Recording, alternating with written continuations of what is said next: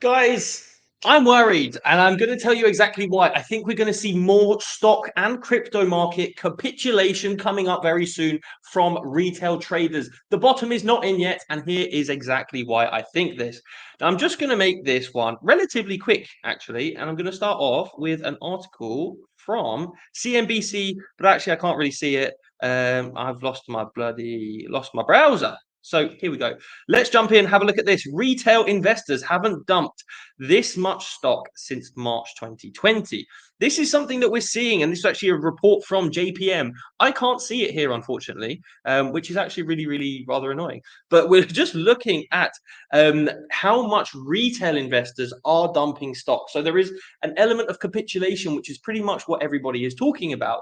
Now, just to make things worse, guys, you saw that we would have just, well, you would have seen, we just went live. If you haven't seen it, make sure you watch the video. Me and AJ give a live report on what happened and what will happen to Bitcoin over the next couple of days, weeks, and months because of this bit of news that we have here.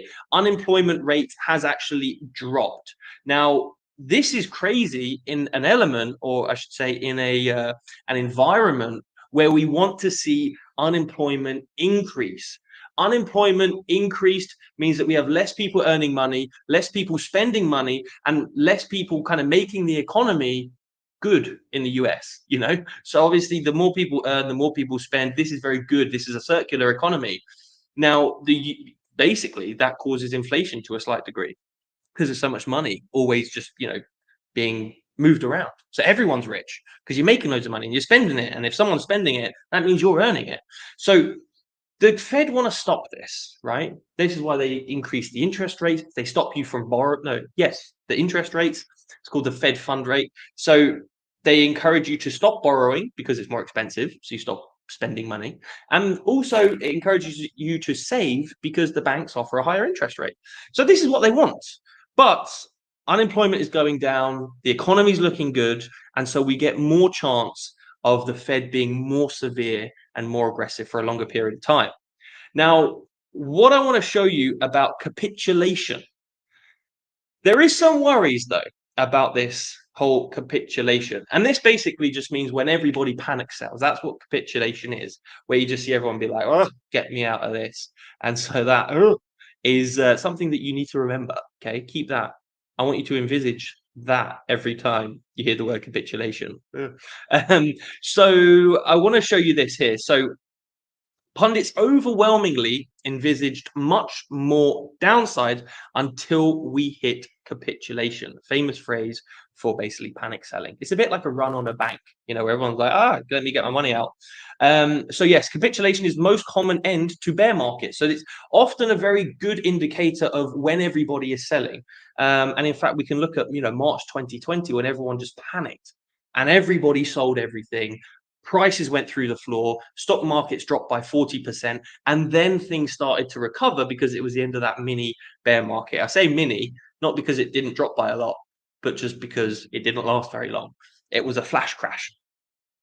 Anyway, people are now saying that, in fact, this, as the title would suggest, won't end the bear market this time around. So just having a look at this little line here, by the end of September, US investors had pulled 29.4 billion from stock funds. Sounds high. Considering March 27th, 2020, as stocks hit the COVID-19 lockdown low, US investors dumped 41 billion in stock funds. Now, this is investors in general. This is not specifically retail. Now, we are looking, maybe this means that like institutions are holding more money and more stock funds for longer. Do they know something that we don't? Is it that retail are just kind of getting a little bit scared because they are now dumping at a crazy big rate? Or is it just that in this past week, we're seeing more people dumping stock? So I do want to mention that potential likelihoods are just a start. Then you compare current specifics with history's specifics. That is where the no capitulation yet thesis goes wacky. So this basically all comes together, I'm not really going to get into that, but this all comes together to basically tell us a story that we we'll see more capitulation, but that might not necessarily be the end of the market, because although retail are capitulating, we're not seeing proper big investment firms do that just yet, because we're worried about slightly bigger issues. One of them, obviously, is the global recession, and also the fact that everywhere is crazy high inflation. But then also in the US, people generally are looking to the US. The pound is down against the US, the euro is down against the US, the Swissy, the Japanese yen, everything is all down against the US dollar. So all of these different big investment hubs are now thinking, well, where do I put my money? Do I hold it in my own currency, which is going down against the dollar, and my purchasing power is going down, my little PP is going down, or should I, in fact, put my money into the dollar? So this is what people are doing. They're trying to put money into the dollar, hence why the DXY is on a tear. It's absolutely unbelievable. Another thing that we need to consider here, guys, is earnings season. It's October, it's earnings season. And that is not necessarily a good thing for us. Sometimes it is, because it brings around companies earning lots of money. They start pumping, everyone wants to buy in. Not this time. So we're seeing tech have a massive drop. So primarily, or I should say initially, AMD and also Samsung reported earnings, and their chip revenue was down massively, which just paints a wider picture. We haven't had the likes of Google or Microsoft or anybody else yet report, but we're looking at a bad earnings season for US companies. One of the reasons for this is, as the DXY has been so strong for so long, they can't sell, or they can, but it's extremely expensive. So if you're someone in the UK, for example, are you going to buy all of your equipment from the US or a US company when the pound is worth so much less? Because you then have to pay more pounds just to get the same amount of dollars in order to buy the stuff. And that's really not going to happen. So we will see US companies struggling to make the sales internationally because of that foreign exchange, rate. And so you're gonna have all these other countries having to pay more of their own currency just to get equal to what their rate was before, so that they can buy stuff. So everything's going to be more expensive. So sales will drop for US-based companies. And I don't know if that's going to be fully priced in yet, because earnings is from the previous quarter. It will definitely be priced in for next season. So we could be looking at pretty much bad earnings now and bad earnings when we come into Q4, reporting on what happened in Q3. So this is something that we have to consider. And we are looking at this longer type of wider macroeconomic downturn, without putting it too scarily. But I want to show you a few things specific to Bitcoin. So this is the open interest. Basically, open interest means that, whenever there's someone who wants to sell and someone who wants to buy at a specific price, boom, we have one contract. One contract is like one open interest. And this shows you the amount of open interests that there are, or amount of contracts. So obviously you can see everyone wants to be trading Bitcoin. When we were on this little bull run, everyone was so excited, blah, blah, blah. But now we're obviously back where the price is horribly low. We are seeing these spikes, though. These spikes come where people are interested in crypto because they might want to be buying at these new lows. They might want to be shorting until we get to these new lows. So the interest in Bitcoin is slowly increasing from these relative lows, not all-time lows. Obviously, I know we had this, but just looking here, we are seeing that the open interest of futures is slowly increasing, which is a good thing to see. More market participation, more volume. And this is a trend. As the price is going down, the interest is going up.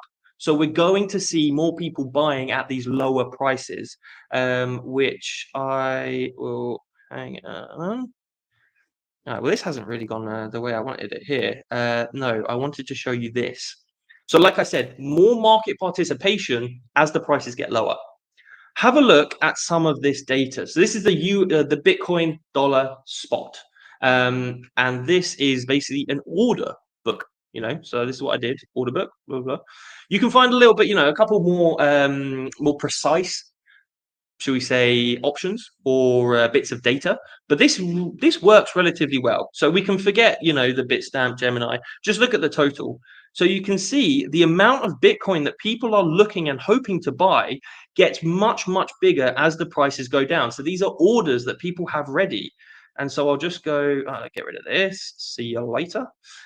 So we can see, and it's constantly changing. It's a bit of a living, breathing, file. I don't know. Bitcoin's not really an animal.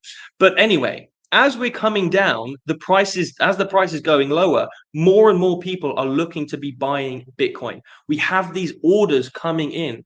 And this is why I don't think we're going to have this crazy wick down to, like, I don't know, maybe, well, a candle close at 10K, because the orders just keep getting more and more as we go further down.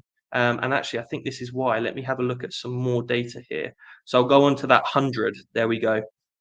So this brings us down. So we're on the 19,000. And as you can see, the amount of orders just keep increasing as we get lower and lower down in the prices. So we are going to see a huge amount of buying pressure at these lower prices, which I think is why we're seeing more of these contracts.